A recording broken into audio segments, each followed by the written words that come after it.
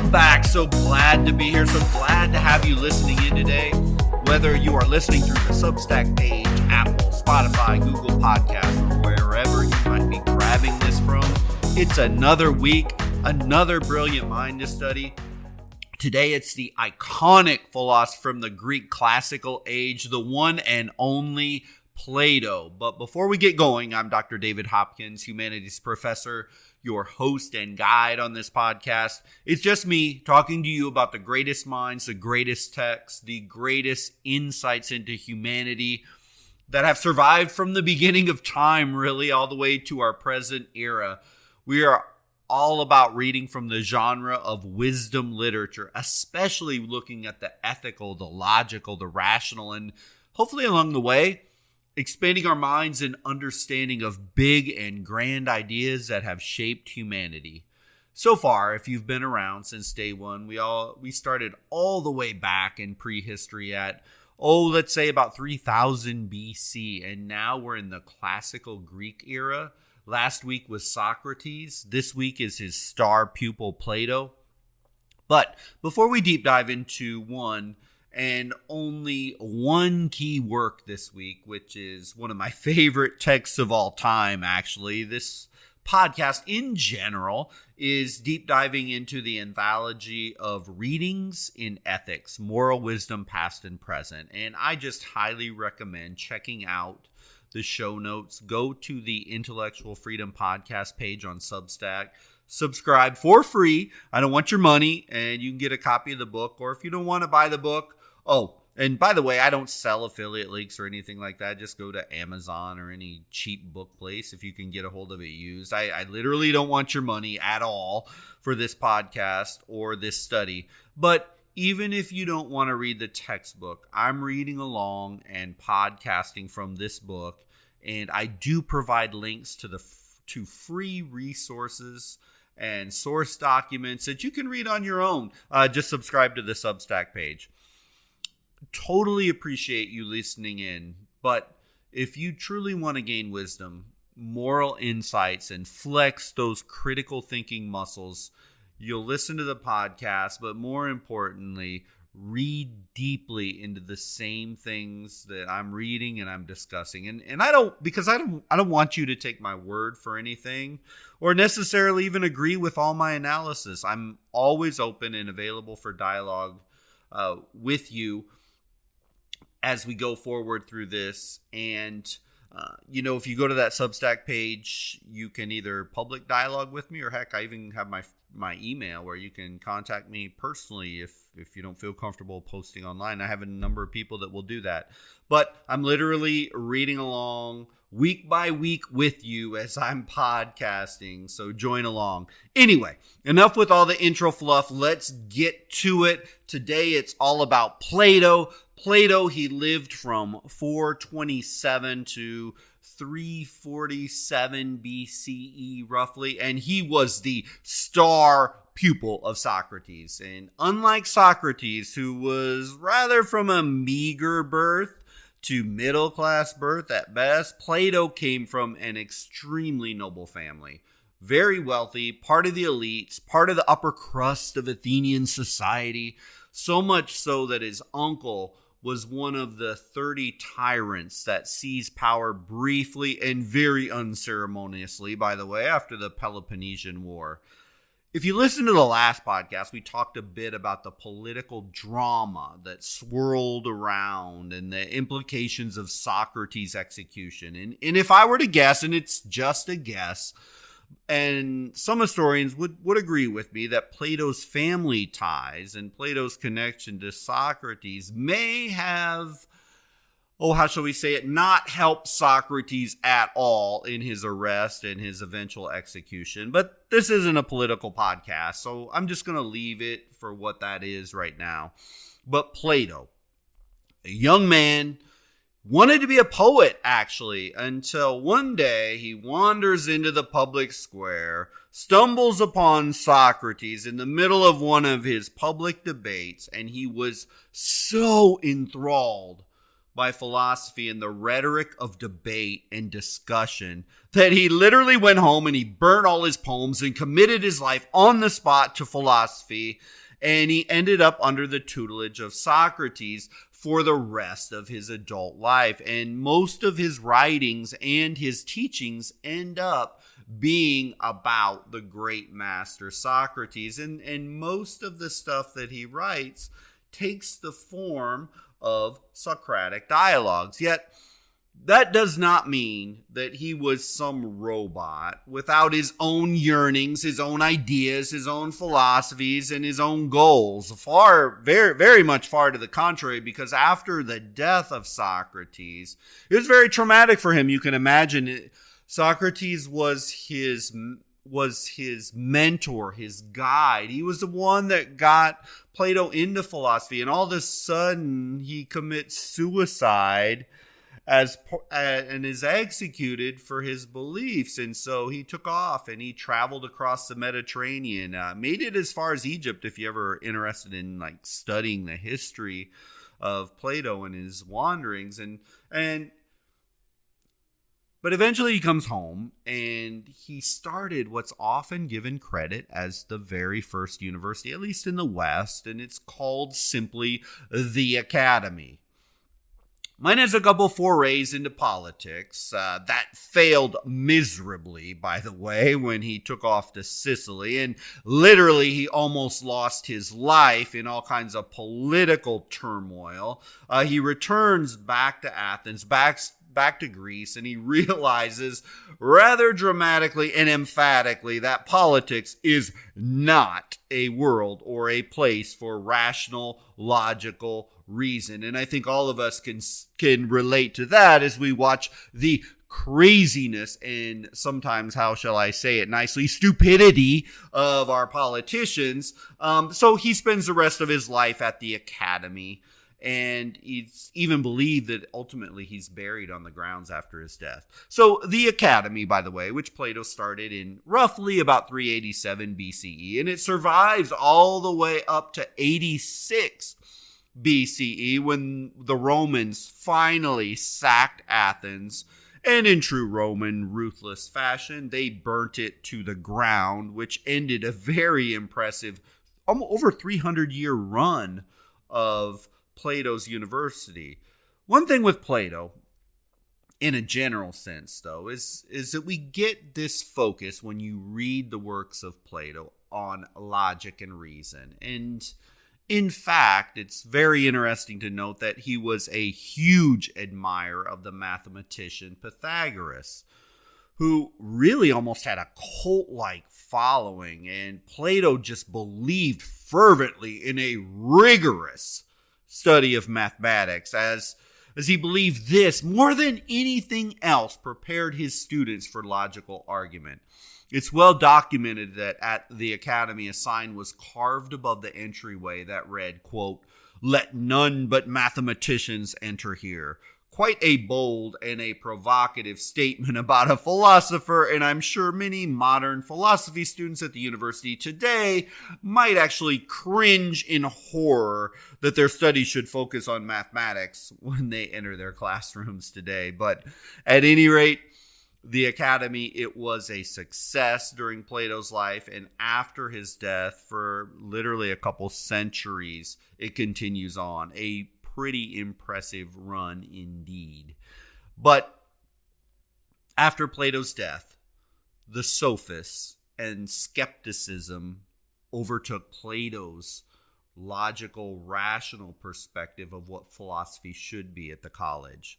But during his life, we see that Socratic, rational, objective perspective infused into a generation of Greek thinkers that survives even to this day. So in many ways, through the writings and work of Plato, his reach was so grand and important. So let's not minimize this guy to some mouthpiece of Socrates, some little minion or some little student who didn't have his own mind, and all we get from Plato is just a regurgitation of Socrates, because he's much more important and had a much more profound impact than that.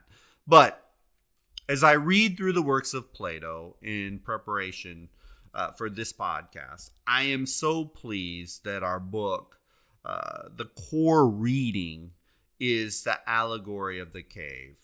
Now, this is just one small story in the larger work, The Republic. It's book number 7. But in our study today, this is going to be my one and my only focus for discussion. I know there's much more to the man and his philosophies and even the reading from our book. But I just love the Allegory of the Cave. And I think this one writing nails life in our 21st century, our postmodern world, better than about any ancient text I've read.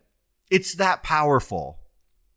It's that important. So I'm going to focus on this one text from Plato. Plus, I doubt you really want to hear me go on and on and on for 2 or 3 hours. So this is a great bite-sized chunk of Plato.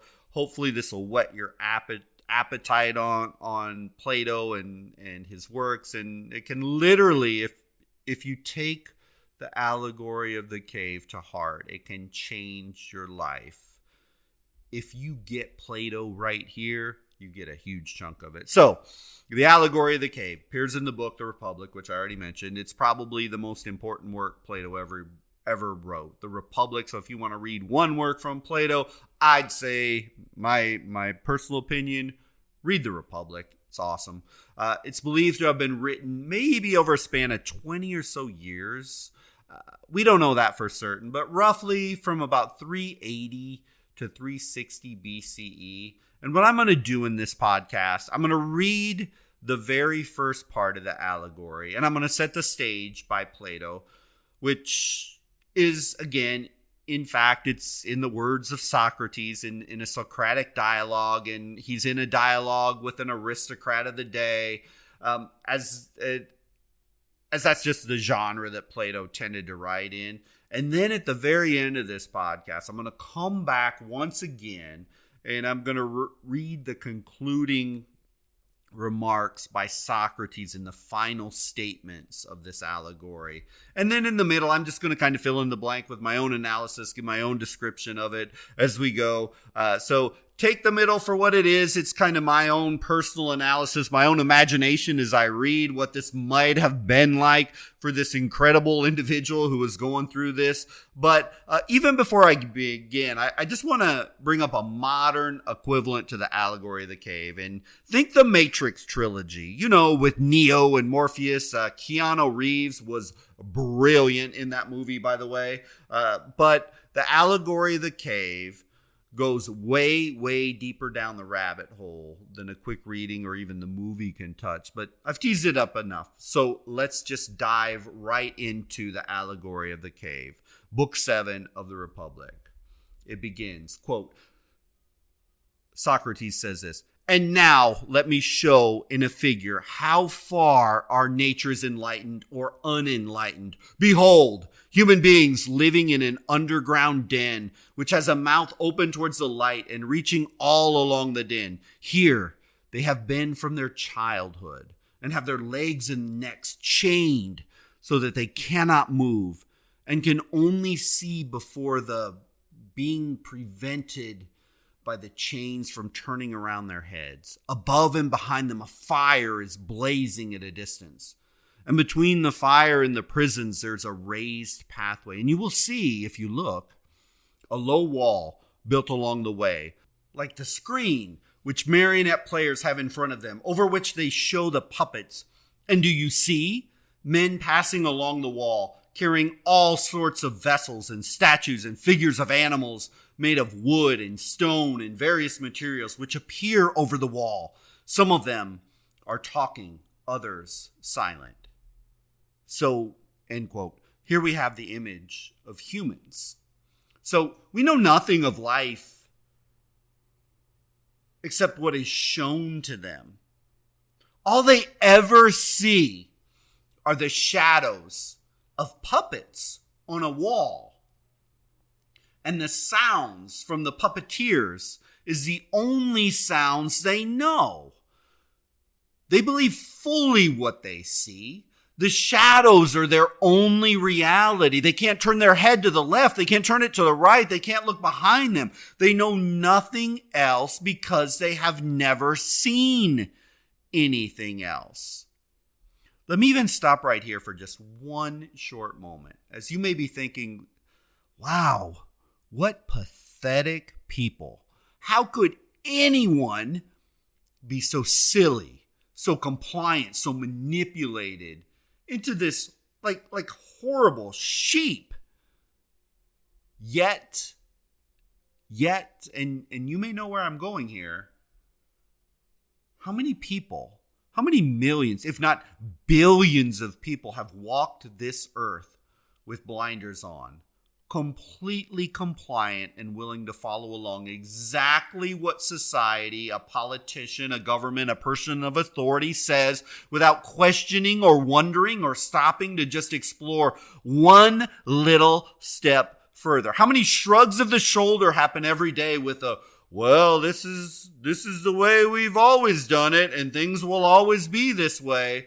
So I'm not sure those sad people in that cave are really all that different from most of us on most days across centuries of time. But back to the story here. So finally, here's this sad world of people chained down, watching shadows on a wall. They think that's the only world that exists. So finally, in this mundane and pre-programmed world, Plato, through Socrates, describes a breakthrough. What if by luck or chance or ingenuity, one person, just one person, manages to break free from the shackles? They break free from this pathetic existence. Well, we're in luck because in this story, one person does break free. And with shaky legs, he manages to stand to his feet. I'm imagining somebody really wobbly, of course, because he hasn't used his legs. He's been chained down in a chair. His body is aching, but he stands and he turns his stiff neck around and he sees for the very first time in his life that the projections on the wall, those shadows on the wall, which he thought from birth were real, in fact were nothing more than reflections created by other humans. They were fake, a lie, a facade. Our hero is stunned. It's like a punch in the gut that the only reality that he thought he had was in fact nothing, was not even true at all. It was all a lie. It's hard for him to even imagine. He was so bamboozled for so long. Those puppeteers that were casting images, they were just an illusion. But determined, our hero, he moves forward. He stands more firmly. He takes first one step, then another toward an immense, overpowering light. And he'd never seen any light before, so he's squinting dramatically. He just can't see clearly. Especially for someone, he's just used to seeing shadows. He's drawn towards this light at the mouth of the cave. And when he reaches this beautiful light and finally the squinting stops and he opens his eye, he sees something he could have never fathomed or imagined on his own. And he sees the sun and the blue sky. And I imagine he sees the green grass. And for the first time in his life, he sees life in full color, not gray shadows cast on a wall. He's astonished, actually. He's excited and amazed, and the wondrous beauty of life could be free from those shackles that had held him back his entire life, that lie that he'd been living. It has him ecstatic. He isn't sure what to do, but he decides to run back into the cave and tell everyone. I can imagine he's overwhelmed with joy to just share this wisdom with everyone. So all in his clan, his society, his tribe, they can reach a higher level and experience what he has just experienced. He's achieved a level of wisdom the others don't have. I imagine he's almost just giddy with excitement. In his mind, he's come from the abyss into wisdom, deep, profound, earth-shattering wisdom that everyone is going to want to hear and gain freedom. So he returns into the cave, and the rest of the sad, complacent people that are shackled like they were before. Let me stop you here for just one moment. So if you've ever read the story, if you've never read this story before, what do you suppose the rest of the people shackled down, staring at these shadows on the wall thought? Do you suppose they're open to his story? They're interested, if not excited, to explore themselves? Do you think they just can't wait to experience this freedom? Well, our unnamed hero in this story ends up being brutally disappointed. Doesn't work out that way.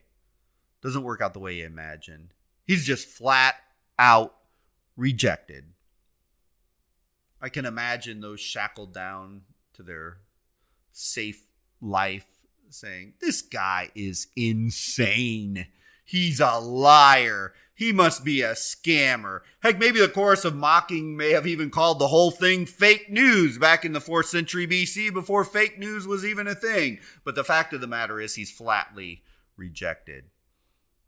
Now I want to read you the end of the dialogue from the words of Plato. And remember, once again, as I'm reading this to you, it's Plato. He's been in dialogue with an aristocrat. His name's Glaucon. So let me read this to you. And if you're following along in the book, it's actually the bottom of page 172.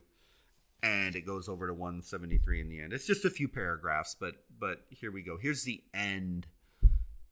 The words of Plato in the Socratic dialogue. So Socrates is speaking, and he says, "This entire allegory you may now append, dear Glaucon, to the previous argument.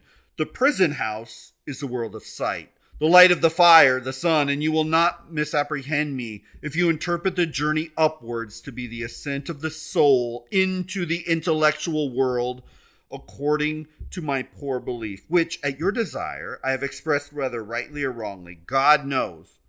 But whether true or false, my opinion is that in the world of knowledge, the idea of good appears last of all, and is seen only with an effort, and when seen, is also inferred to be the universal author of all things beautiful and right, parent of light and of the Lord of light in this visible world, and the immediate source of reason and truth in the intellectual, and that this is the power upon which he who would act rationally, either in public or private life, must have his eyes affixed. But then if I'm right, certain professors of education must be wrong when they say that they can put a knowledge into the souls which was not there before, like sight into the blind eyes. Our argument shows that the power and the capacity of learning exists in the soul already, and that just as the eye was enabled to turn from darkness to light without the whole body, so too the instrument of knowledge can only be the movement of the whole soul, be turned from the world of becoming into that of being, and learn by degrees to endure the sight of being, and the brightest and the best of being, or in other words, of the good. And I'm going to skip now to the end where Socrates says, you have again forgotten, my friend, the intention of the legislator, who did not aim at making any one class in the state happy above the rest. The happiness was to be in the whole state. And he held the citizens together by persuasion and necessity, making them benefactors of the state and therefore benefactors of one another. To this end, he created them, not to please them, but to be his instruments in binding up the state. So, what is real? What is real? This is one of the biggest questions here. Are you certain the life you're leading today is really your own decisions and your own desires? We like to think so, don't we? We like to believe, especially here in America, that our life is our own, And we have free will to make our choices.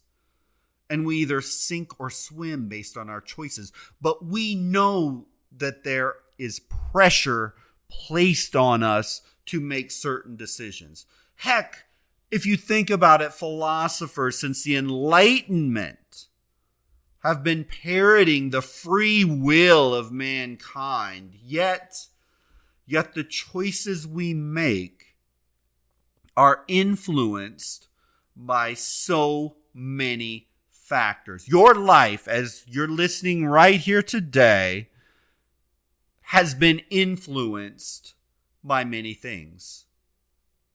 Where we were born, who were our parents, our race, our socioeconomic status, the ruling power structures, the media, social media in our modern era, our inherent intelligence or our disabilities or our sickness or our health. The start line is not equal for everyone. It never has, it never was equal, and it never will be equal. And if anyone says it can be, they are a liar. Should everyone and everything be equal? Well, that's for you to decide. But the fact is, in this imperfect, fallen, crazy world, never has it been equal for everyone. And as best as I can tell, it never will be. No matter how bad we may want it to be equal, or how many tweets we might put out there that all should be equal, this just isn't the reality of existence on the planet Earth, at least not that we have been able to objectively, rationally view at this point. But the allegory of the cave, I think it cuts even deeper than that, real deep, because it calls into question your ability and my ability to make choices independently. Are we manipulated? Is what we think real? Actually real? Are they really what you'd want and desire them to be? Again, a great modern example of this would be the Matrix trilogy, which I mentioned earlier, and I love this series. And if you want to see the allegory of the cave play out in a modern storyline, in a modern film, watch The Matrix, especially the very first one, because in this fictional world, everyone is nothing more than an elaborate computer program. Nothing they say and nothing they see or feel in there is actually real.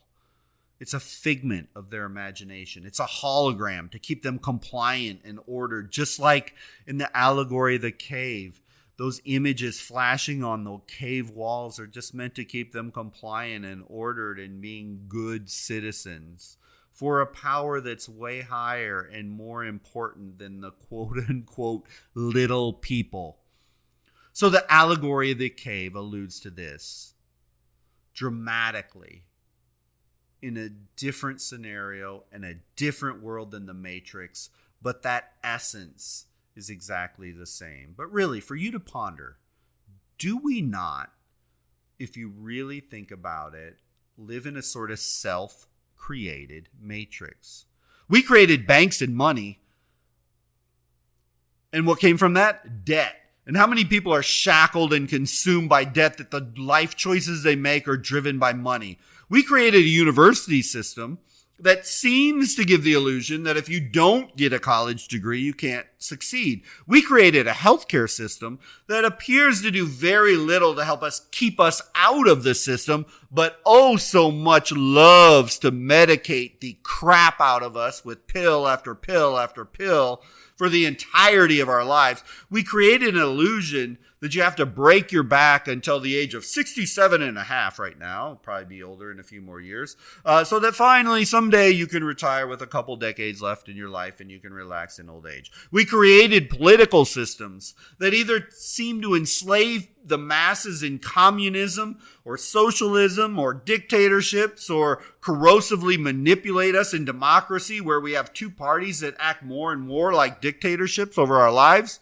whether you're a conservative or liberal, and don't kid yourself that either party is out for your ultimate freedom and happiness, as Socrates mentions there. The state needs you to be compliant. The state needs you in order, and the state wants you just to agree with them, just as each of these political parties in the United States that are in power right now. So regardless of their manipulative ads to the contrary about how they're all out for your best interest during the election season, the fact remains that we have created a system of things where it's money or education or politics or socioeconomic or whatever the case might be, and we fall in line and we make our decisions based on the things that are presented to us. Is that not, in essence, the allegory of the cave and shadows being flashed on a wall, and you think that's real? I mean, I could go on and on about the systems us humans have created over the centuries to create reality and to teach us and mold us to fall in line. And we live this reality as if there are no other options out there. Sort of like those people in the cave when our hero went in and said, hey, there's another way. There's a greater, more wonderful world out there. And they reject them flat out. That guy who says, hey, there's another way, a wiser way, a more fulfilling way. But yet we read this allegory and think, wow, that's a bunch of pathetic losers in that cave. They're just going to throw away their lives, stuck, thinking the same way, acting the same way, living a life of gray shadows on a wall forever. How pathetic. How many of us fail to fully question things at a deep and profound level and let the systems that we created enslave us or shape our reality to the point that we're just stuck and shackled? I think if you're honest with yourself, and I'm being honest with myself, all of us, in many ways, are like those people shackled. Some people might be shackled financially, some might be spiritually, some might be socially, doing things they don't want to do, they don't meet their need, whatever the case might be in your life. But we're being herded into a reality as it's given to us versus us stepping outside of the box to see a new reality. Love that sunshine metaphor that Plato uses inside the allegory. To see the sunlight in a new way for the first time is powerful. Any new knowledge, open-minded dialogue where you are willing to question the system and question yourself and your own belief system and your own actions in an open-minded way, it has the potential to elevate you to a new level of wisdom, to break, in essence, the shackles that you've placed on your own mind.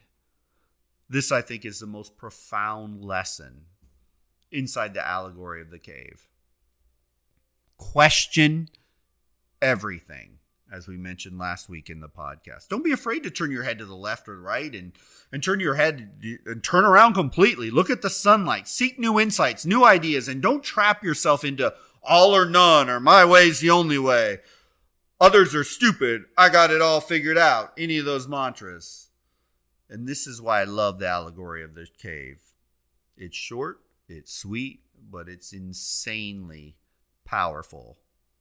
I hope you enjoyed reading or hearing about Plato. If he resonated with you, I put free links in the show notes to the Substack page. Please click on it, subscribe to the Substack page, and read more for free. And if you just want to read the entire allegory of the cave, it's literally only a few pages long. I got a link to the Republic in there. Click on that for free. It's book number 7. And free, of course, always the best price. The works of Plato. And if you don't want to do that, you can find them in the library. They're all over the place for free. I think reading Plato in the Republic especially, it should be a must read for literally every human being on the planet Earth. Other than that, we're going to come back next week and we're going to take on the sophists. As during Plato's life, he had to confront differing emerging philosophy. They were at odds. He butted heads with them. So did Socrates, for sure. But they become even more and more powerful, more and more prominent after Plato's death. And it even became the dominant teaching method in the academy after Plato died. I'm sure he would have cringed at that thought, but he may have even had the foresight to see it coming. But it is a different life perspective with a different ethic, and we need to always contrast someone like Plato with the sophists, and then eventually we're going to look at Aristotle before we move on anywhere else. So I look forward to going over that next week with you. I appreciate you and look forward to talking next week. Have a wonderful week.